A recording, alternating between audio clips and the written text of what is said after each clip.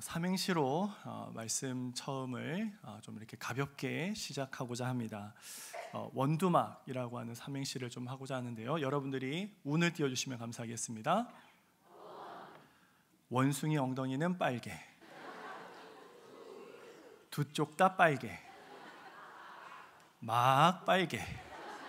자, 이 얘기를 사오정이 재밌게 들은 겁니다. 그래서 가서 자기 아내한테 이제 이야기를 해줍니다. 그러면서 원숭이라고 그렇게 해서 얘기를 한 겁니다. 자, 운을 띄워주십시오. 원숭이 엉덩이는 빨개, 숭하게 빨개. 이게 아닌데. 네, 여러분, 우리가 말을 잘 듣고 또 말을 잘 전달하는 것이 중요한 것 같습니다. 우리가 SNS다 또 여러의 우리가 통신 장비들 과거보다 훨씬 더 빠르게 그리고 다양하게 우리가 의사 전달을 주고받을 수 있는 시대가 되었죠. 그런데 오늘날에도 보면은 이 불통이라고 하는 것이 화두가 있습니다. 그렇죠? 더 막무가내의 일들, 서로가 소통되지 않고 더 이렇게 분열이 일어나는 그러한 모습들이 이렇게 빠르게 다양한 소통의 수단들이 있는데도 벌어진다. 참으로 아이러니한 모습이 아닌가 싶습니다. 일본의 정신과 의사인 기타다 다마미가 쓴 책 가운데 독불장군 상대하기라는 책이 있습니다. 이 책에서는 이 말을 들어먹지 않는, 말이 전혀 통하지 않는 두 종류의 사람이 있다라고 정의를 하고 있는데요. 첫 번째는 일부러 남의 말을 듣지 않는 사람이라고 합니다. 자기애가 너무 강하고 이것에 대해서 인정하면은 자기의 자존심이 상하기 때문에 일부러 듣지 않는다는 거예요. 그래서 쉽게 말하자면은 우리 진상 고객들, 그렇죠? 그래서 분명히 이거 썼는데 안 썼다고 바꿔달라고. 그래서 여기서 물러나면 안 되니까 끝까지 하면서 어떻게든 받아내는 그러한 일들, 그러한 것들이 요즘에 많이 일어나고 있죠.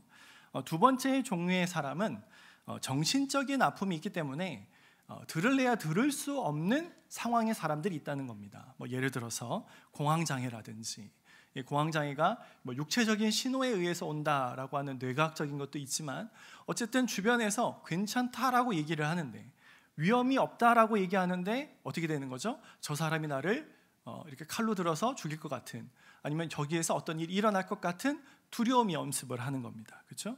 거식증 같은 경우도 어떻습니까? 너 날씬해, 괜찮아, 예뻐 라고 하는데 자기 스스로는 그걸 받아들이지 않아서 거부하게 되는 거죠. 이러한 일들이 우리에게 있다는 것입니다. 그러면서 이런 독불장군, 말이 통하지 않는 사람과 어떻게 그러면 해결할 수 있을까, 방법이 있을까? 네, 의사의 말도 결론도 딱히 방법이 없다라는 거랍니다. 딱히 방법이 없다. 그 사람들은 크게 손해를 보거나 곤혹하게 되거나 곤혹을 겪거나 죽음에 이르러서야 바뀔 거다.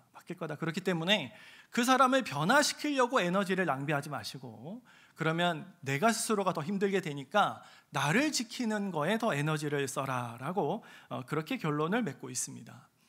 사랑하는 성도 여러분, 우리가 세상에서는 해결되지 않은 문제들이 있습니다. 그런데 우리가 하나님 앞에 가져올 때 하나님 앞에서는 해결될 줄로 믿습니다. 믿으십니까? 그것은 우리가 설득하는 것이 아니라, 내가 남을 지적하는 것이 아니라 그 말씀 앞에 내가 철저하게 순종할 수밖에 없기 때문에, 그래서 누구의 말도 듣지 않았지만 하나님의 명령이기 때문에 그 앞에 순종하게 되어지는, 그리고 그 명령은 단순하게 말씀으로 끝나지 아니하고 예수 그리스도를 나를 위하여 대신 대속하여 죽으신 은혜가 있기에 우리는 그 사랑 앞에 우리의 고집과 아집과 우리의 생각들을 내려놓을 줄로 믿습니다. 여러분, 그런 가운데서 우리가 하나님과의 우리와의 관계를 늘 생각해 보아야 될 것 같습니다. 하나님과의 우리의 관계가 불통의 관계는 아닌가. 우리가 지금 이 자리에 예배를 드리고 있지만 우리가 수요 예배에 오시는 정도까지의 신앙의 수준이시다.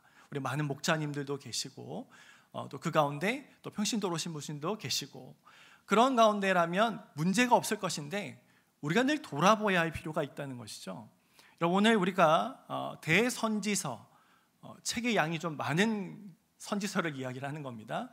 그래서 우리 이사야서를 이제 들어가게 되는데요. 지난주에 우리 김창희 목사님이 전도에 관련된 말씀을 많이 하신다고 그랬는데 저 이상하게 꼭 시작할 때 제가 많이 하게 되네요. 오늘도 제가 1장을 시작하게 됩니다. 여러분, 이사야서는 66장으로 이루어진 긴 예언서입니다. 여러분, 이 예언, 계시라고 하는 것은요, 당대의 사람한테 하는 겁니다. 우리가 착각하는 것은 무당과 같이 어떤 점괘를, 미래의 어떤 거를 얘기해주고 어떤 땅을 사야 대박이 나고 막 이런 거를 알려주는 게 예언이 아니라 동시대의 사람들에게 주시는 하나님의 말씀을 전하는 것이 바로 계시라는 것이죠. 그 계시의 방법에는 이상, 어떤 환상 같은 것들을 보여주셔서 나타나는 것이 있고 또 꿈으로 나타나는 것이 있고 여러의 방법들이 있을 수 있는데, 오늘 우리가 이 이사야서의 특징은 동시대의 사람뿐만이 아니라 먼 미래의 사람들에게까지 향한 그런 계시의 말씀이라는 겁니다. 어느 정도까지냐?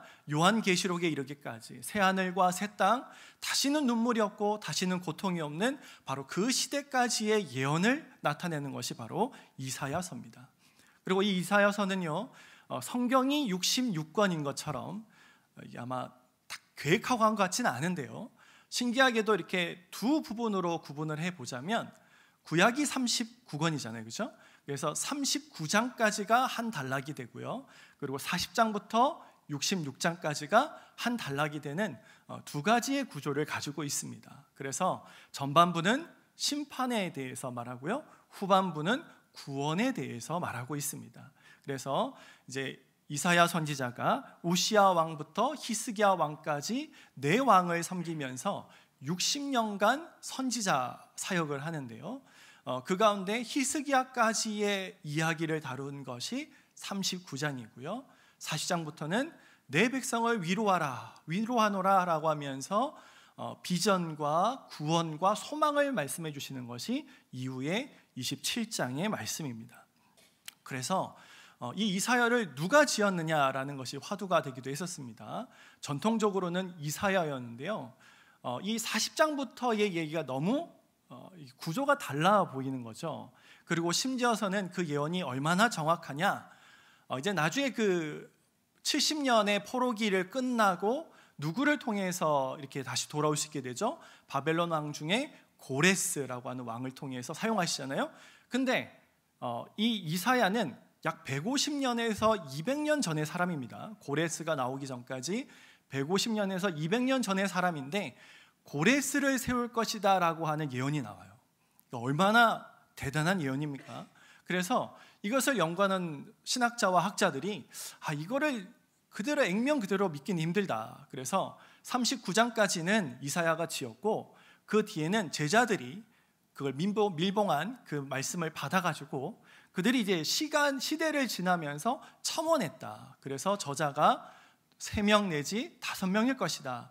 그렇게 해석하는 것이 현대신앙의 방향입니다. 여러분, 그러나 우리가 이사야가 지었다라고 믿지 못할 이유는 없습니다. 왜일까요? 이 이사야서가 신약에서, 특별히 복음서에서 많이 언급이 됐습니다. 왜냐하면 예수 그리스도에 대해서 많은 예언이 나오거든요. 그래서 이사야 6장에서도 보면 처녀가 잉태하여 아들을 낳으리니 곧 임마누엘이라 이르라. 우리가 너무나 잘 아는 말씀이 여기에 등장하게 됩니다. 그래서 복음서에 시편이 가장 많이 인용이 됐고요, 두 번째로 인용된 것이 이사야서입니다. 그래서 이사야서를 제5복음서다라고 불리기까지도 합니다. 근데 여러분, 예수님께서 이사야서를 언급을 하시는데 그 언급된 말씀이 40장에도 있고요. 그러니까 제자들이 썼다라고 주장하는 부분의 말씀을 예수님은 이사야가 말했다, 이사야가 예언했다라고 예수님께서 증언을 하고 계시는 것이죠. 그래서 우리가 전통적이고 우리가 보수적인 신학을 가지는 신앙을 하고 있지만 우리가 믿음의 눈으로 봤을 때 하나님께서 이사야를 통하여 분명히 예언하셨다라고 믿지 않을 이유가 전혀 없다는 것입니다. 여러분, 그런 가운데서 이스라엘 백성들의 상황이 어떻습니까? 그들은 이사야의 예언을 듣지 않습니다. 하나님의 말씀을 듣지 않아요. 그래서 오늘 말씀의 1절에 보시면 유다왕 우시아와 요담과 아하스와 히스기야 시대에 아모스의 아들 이사야가 유다와 예루살렘에 관하여 본 계시라라고 말씀을 하면서 하늘이여 들으라 땅이여 들으라라고 하면서 법정에 소환하는 듯한 형식을 가지고 이스라엘을 고소합니다. 고소하고 있습니다. 그러면서 그들이 나를 거역했다, 그들이 나를 배반했다, 그들이 나를 알지도 못하고 깨닫지도 못한다라고 하면서 답답한 하나님의 마음을 이사야를 통해서 전달하고 있습니다. 여러분, 이 당시의 시대는 이스라엘이 굉장히 번성했던 시기입니다. 굉장히 외교적으로도 잘하고 중요한 대로들을 우시야 왕이 잘 점령해서 많은 이득을 취하고 있으면서 어떻게 보면 평탄한 시대를 살아가고 있던 때입니다. 그리고 종교심은 엄청 많았던 때입니다. 그래서 겉으로 볼 때는 문제가 없어 보이는 시대였습니다. 그런데 하나님은 뭐라고요? 이들을 향해서 너희가 나를 거역했다라고 말씀을 하시는 거예요. 사랑하는 성도 여러분, 오늘 우리가 너무나 발달된 물질 문명 속에 살아가고 있습니다. 이제 뭐 AI를 통해 가지고 우리가 진짜 상상치도 못하는 일들을 보고 있지 않습니까? 지금은 이제 이렇게 문자만 타이핑을 하면은 정말 찍은 것처럼 영상을 만들어내는, AI가 만들어내는 그런 시대를 우리가 살고 있잖아요. 우리가 그런 물질 문명 속에 살고 있으면서 수많은 교회가 있고, 그리고 수많은 예배들이 있습니다. 그리고 유튜브를 통해서는 수많은 설교와 강의와 그런 예배가 범람하고 있죠. 여러분, 종교심이 많습니다. 그리고 우리는 많은 물질 문명을 누리고 있습니다. 마치 우리가 오늘 불통의 시대를 겪는 이때와 비슷해 보이지 않습니까? 여러분, 이 과거에 있는 일이라고 생각하지만 어떻게 보면 하나님은 오늘 저와 여러분들에게 하시는 말씀일지 모르겠습니다. 오늘 그러기에 이사야를 통해서, 이 1장의 말씀을 통해서 이 서론격의 말씀을 가지고 어떻게 하면 우리가 하나님과의 불통의 관계에서 소통의 관계가 될 수 있는가라는 주제를 가지고 함께 말씀을 나누며 은혜를 누리고자 합니다. 우리는 어떻게 불통에서 소통으로 하나님께 나아갈 수 있을까요? 첫 번째로는 물질 풍요는 영적인 실명을 가져옴을 자각해야 됩니다. 뭐라고요? 물질의 풍요는 영적 실명을 가져온다는 것을 자각해야 돼요. 여러분, 11절 말씀을 보십시오. 11절 말씀에 보니까 여호와께서 말씀하시되 너희의 무수한 재물이 내게 무엇이 유익하뇨? 나는 수장의 번제와 살찐 짐승의 기름에 배불렀고 나는 수송아지나 어린 양이나 순 염소의 피를 기뻐하지 아니하노라 라고 말씀하고 있습니다. 자, 여러분, 하나님께서 지금 이스라엘에게 뭐가 부족하다고 말씀하고 있는 것 같습니까?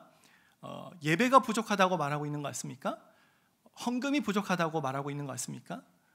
재물이 부족하다는 것을 말하고 있는 것 같습니까? 아니죠, 그렇죠?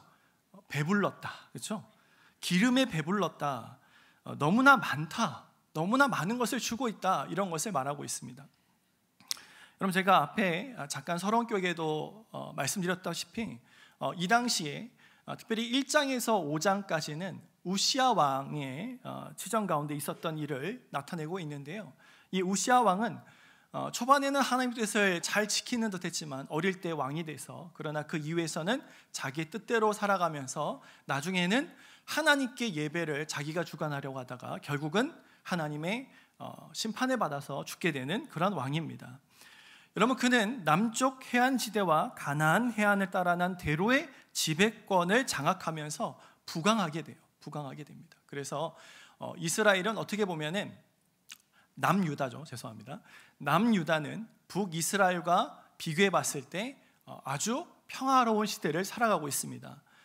이 당시에 강대국인 아시리아가 있었습니다. 그 아시리아는 이제 동쪽으로 가기에는 막혀 있고 또 남쪽으로 가기에는 바벨론이 올라오고 있었고, 그러기에 그들은 서쪽으로 나갈 수밖에 없는 상황이었죠. 그래서 서쪽에 있는 소도시들을 공략해야 됐고 북이스라엘을 공략해야 됐습니다.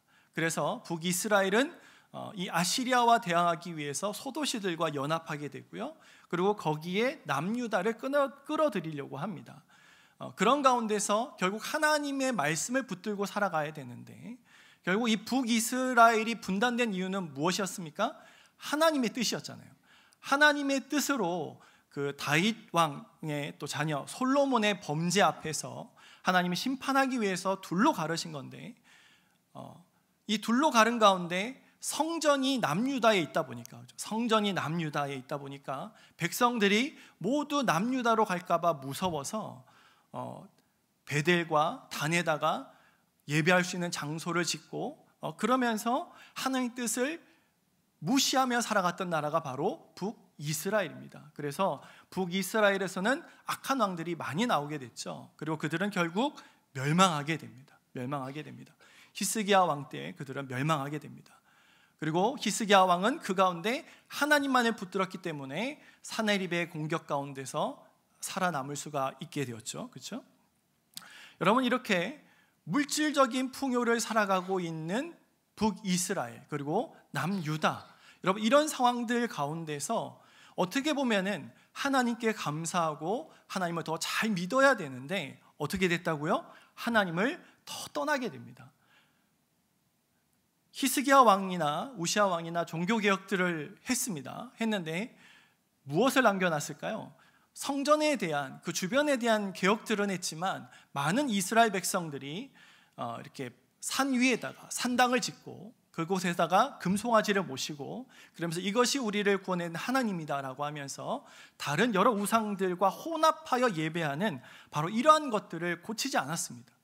그들이 멀리 이스라엘까지, 예루살렘까지 오지 못하는 것을 동정했는지는 모르겠지만 그들은 결국, 그 왕들은 본격적인 근본적인 원인들을 해결하지 않고 묻어두면서 괜찮다라는 그런 모습으로 살아간 것이죠.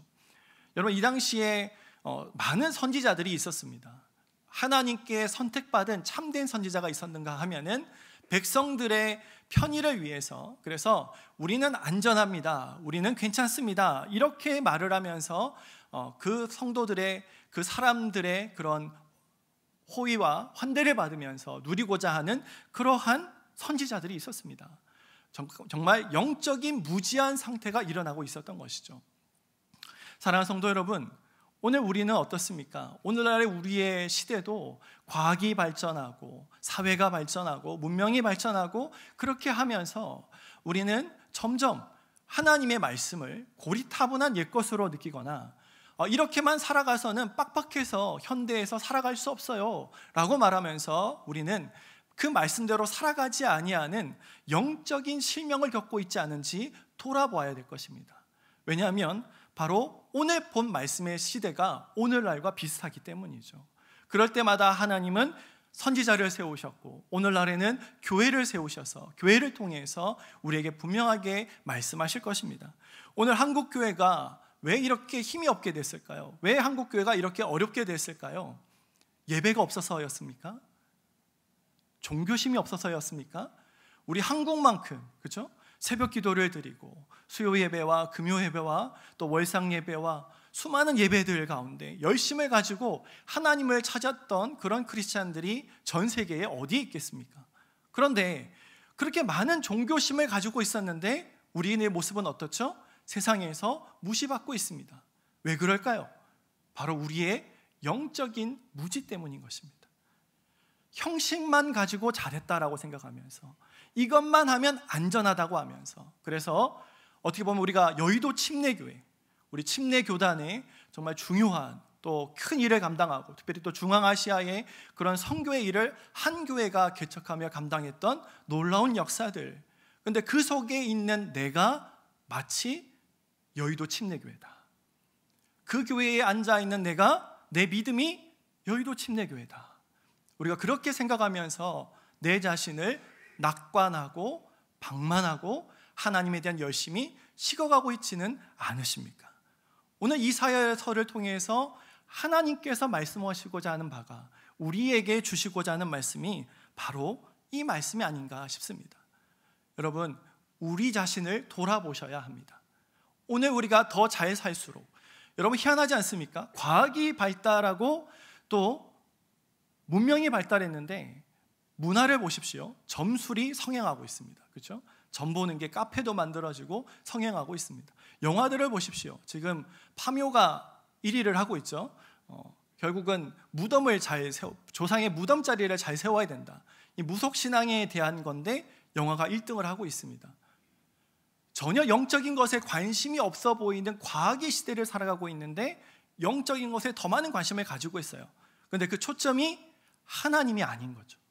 하나님이 아니라 이 당시 이스라엘 백성들이 했던 것처럼, 남유다 백성들이 했던 것처럼 내가 찾기에 편하고 내가 눈으로 볼 수 있고 내가 편하게 찾으면서 내가 원하는 말들을 할 수 있는 그러한 존재, 바로 그 대상이 내가 믿는 신이 되어야 되는, 그래서 내가 뭔가 안전하고 만족을 얻으려는 모습이 혹여는 우리에게 있지는 않은지를 우리가 돌아보아야 할 것입니다.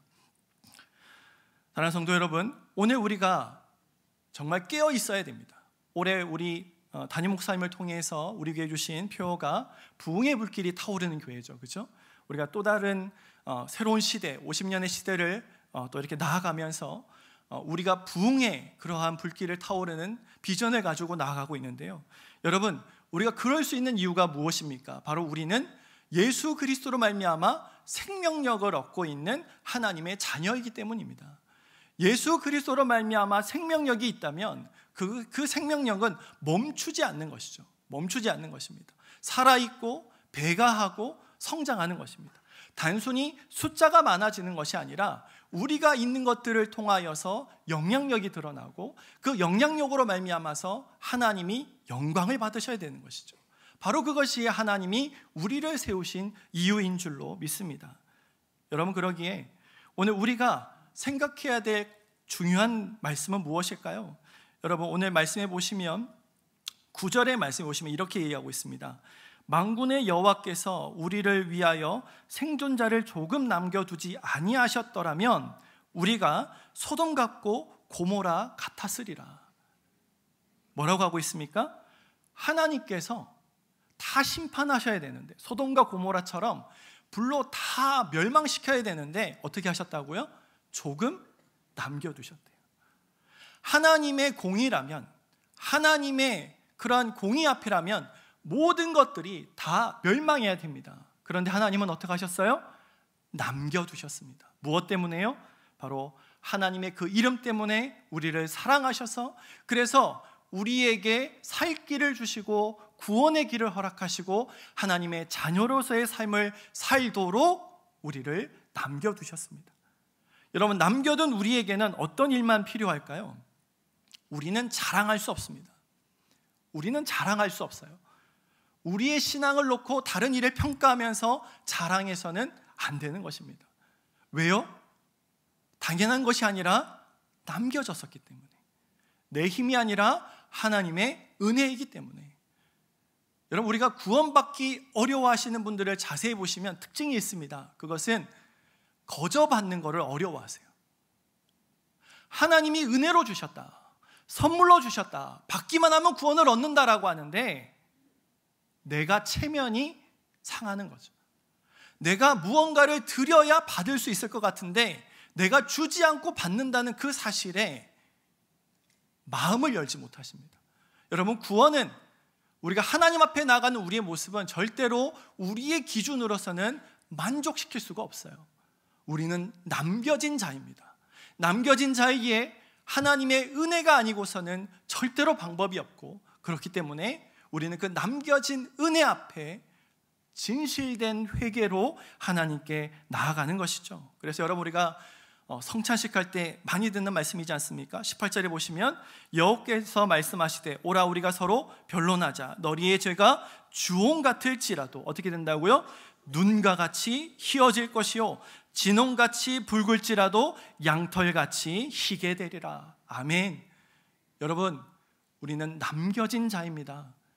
하나님께서 심판하시려다 남겨두신 우리에게 어린 양을 보내시고 그 예수 그리스도로 말미암아 진홍같이 붉을지라도 회개할 때에 그 모든 것들을 깨끗게 하시는 그런 사랑의 하나님이십니다.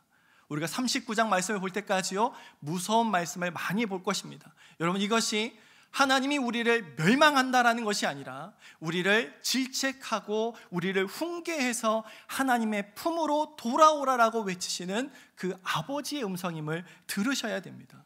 여러분, 그래서 우리의 모습은 어떻게 나아가야 될까요? 회개함으로 나가셔야 되는 거예요. 우리는 매 순간마다 회개하셔야 됩니다. 여러분, 회개는 우리가 억지로 눈물을 짜내거나 슬픔을 말하는 것이 아니에요. 우리가 얼마나 하나님께 자격 없는 존재인지를 다시금 깨닫는 겁니다. 내가 얼마나 큰 은혜를 받은 자인지를 깨닫는 겁니다.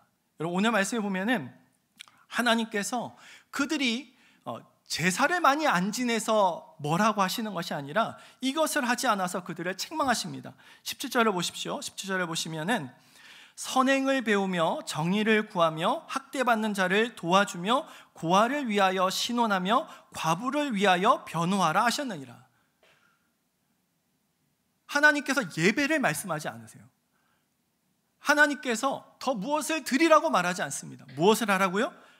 선행을 베풀라, 공의를 베풀라, 과부를 위해 변호하라. 바로 이것을 말씀하시는 겁니다. 여러분, 이것은 세상이 말하는 선을 말하고 있는 것이 결코 아닙니다. 남은 자로서 회개하여 우리가 하나님의 은혜를 발견한 사람은 어떤 모습이 될까요?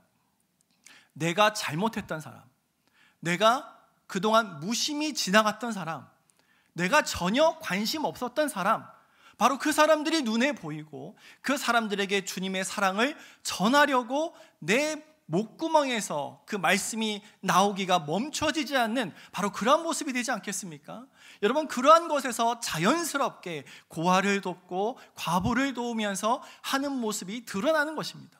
사회운동을 해야 하는 것이 기독교가 아니라, 여러분, 교회가 반드시 복지를 해야 되는 것이 아니라 바로 우리가 주님의 말씀, 주님의 영광을 위해서 살아가는 남은 자로서의 회개된 삶을 자각할 때 그 회개의 참된 모습은 바로 삶의 변화다라고 하는 것을 말씀하고 있는 것이죠. 사랑하는 성도 여러분, 저와 여러분들은 어떻습니까? 오늘 우리는 예배당에 와서, 물론 어렵죠, 그렇죠? 여러분들의 가정생활과 직장생활과 자녀들을 돌보는 것과 수많은 여러분들의 시간을 쪼개서 우리가 이 자리에 오는 것 결코 쉬운 것 아닙니다. 그런데 이 자리에 와서 몸만 있는 것으로 만족하고 계시지는 않으십니까? 여의도 침례교회 교인이라고 하는 것으로만 만족하고 계시지는 않으십니까? 내가 약물에 모여서 내가 있는 내 일만 얘기하는 것으로 만족하고 계시지는 않으십니까? 우리는 생명력이 있는 자들입니다. 주님의 생명력으로 주님의 영광을 위해서 우리가 삶의 변화가 일어날 때, 여러분, 이 세상에서 사람들은 우리를 그리스도인이라고 부를 것입니다. 기독교가 아니라 그리스도인이라고 부를 것입니다. 고리타분한 과거의 말씀을 따르기 때문에 무시하는 게 아니라 그 예수님의 말씀을 참되게 전하지 않고 행하지 않았기 때문에 무시받는 우리의 삶임을 돌아보시면서 우리가 그렇게 내가 있는 자리에서 한 걸음 나아갈 때, 여러분, 하나님은 우리와 가까이 계실 것이고 우리가 돕고 마음을 엿는 그 사람이 예수 그리스도가 될 것이며, 여러분, 우리가 하나님의 품 안에서 율법이 아니라 내가 생각하는 높은 수준의, 내가 생각하는 신앙인이라면 이렇게 해야 돼 라고 하는 율법이 아니라 정말 기쁘기 때문에 예수님이 나를 위하여 행하신 그 은혜가 너무나 복받쳐 오르고 너무나 그 은혜를 통해서 예수님을 위해서 내가 이것을 해야만 하겠다라고 하는 기쁨이 있기 때문에 우리가 자원하여 나아가시는 것인 줄로 믿습니다. 그러기에 억지로 하려고 하지 맙시다. 율법이게 하려고 하지 맙시다. 낮은 내 모습을 자각하십시오. 그리고 은혜를 주신 주님을 기억하십시오. 그리고 주님을 더 사랑하십시오. 그럴 때 우리의 삶은 변화가 있을 줄로 믿습니다. 오늘도 그런 변화 가운데 정말 부흥의 불길이 타오르는 여의도 침례교회, 부흥의 불길이 타오르는 우리의 교구와 양무리와 우리의 가정이 되시기를 주님의 이름으로 축복합니다.